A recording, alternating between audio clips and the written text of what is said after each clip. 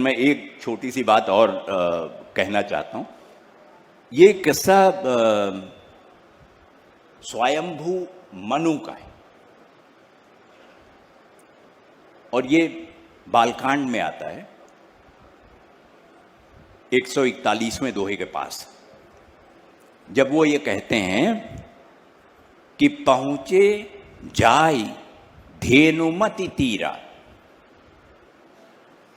पहुंचे जाय धेनुमति तीरा और हर्षि नहाने निर्मल नीरा। बाकी सब तो ठीक कि वो धेनुमति नदी के किनारे पहुंचे और उसके निर्मल जल में स्नान किया, बिल्कुल ठीक। लेकिन ये धेनुमति कौन है, कहाँ है? अब सवाल ये है कि स्वयंभू मनु अयोध्या से निकलते हैं और वो जाते हैं नैमिषारण्य। अयोध्या और नैमिषारण्य के बीच में धेनुमति नाम की कोई नदी नहीं।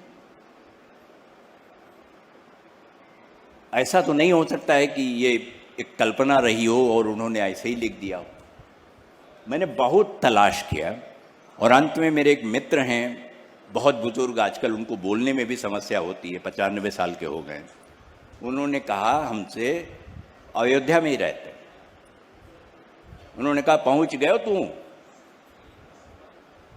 धेनुमति अब भी है,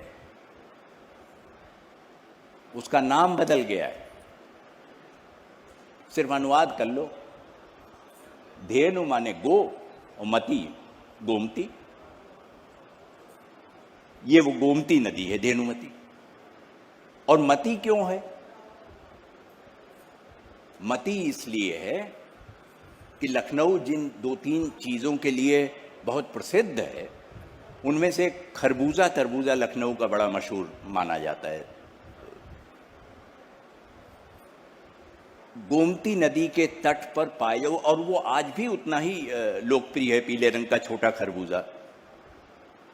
तरबूजा और खरबूजा के फलों को, फल समूह को मतीरा कहते हैं संस्कृत में।